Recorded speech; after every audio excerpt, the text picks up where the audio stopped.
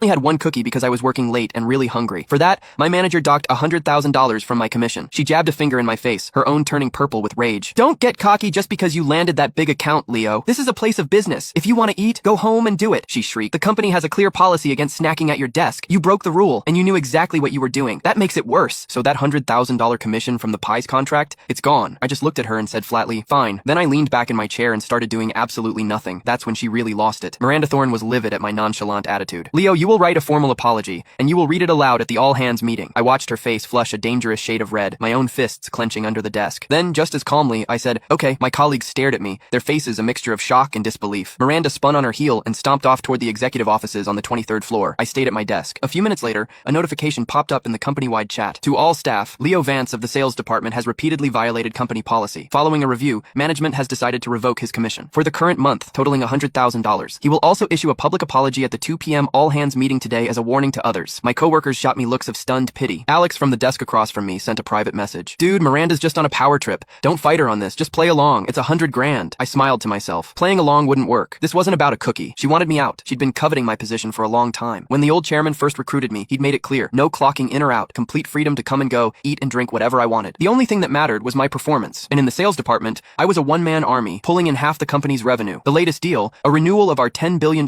contract with Peace Corp, took me only a week to lock down. Miranda probably thought my job was too easy. The jealousy was eating her alive. I replied to Alex, just wait. This afternoon isn't just about my public shaming. They're bringing in my replacement. Alex's icon showed a shocked emoji. I ignored it and calmly began organizing all my client files, printing out hard copies of everything. Then, I factory reset my company phone. Once that was done, I started writing my apology. Miranda came down once during that time, a smug, triumphant smirk on her face when she saw me typing away. At 2 o'clock, she personally escorted me to the 23rd floor conference room. Over 100 employees were seated, waiting. Miranda's voice boomed through the microphone. Let me reiterate, a company is a place of work, not your living room. We have repeatedly asked you to maintain a professional environment, but some people just don't listen. And don't think you're special just because the chairman himself hired you. Anyone can make a few phone calls, have a nice dinner, and sign a contract. Leo, get up here and deliver your apology. Let everyone see what happens when you disrespect the rules. I stood up and walked to the front, feeling the mix of pity and morbid curiosity from the crowd. Miss Thorne is right. I shouldn't have eaten a cookie at my desk. From this day forward, I will strictly adhere to all company policies and never cross the line again. Ms. Thorne, I'm not a man of many words. You told me not to eat, so I won't. My job as a salesperson isn't that important anyway. It's good that you finally understand. And given your repeated infractions, the executive team has decided to remove you from your position as sales director. You are now a junior sales associate. And this, she announced, gesturing to a greasy-looking man beside her,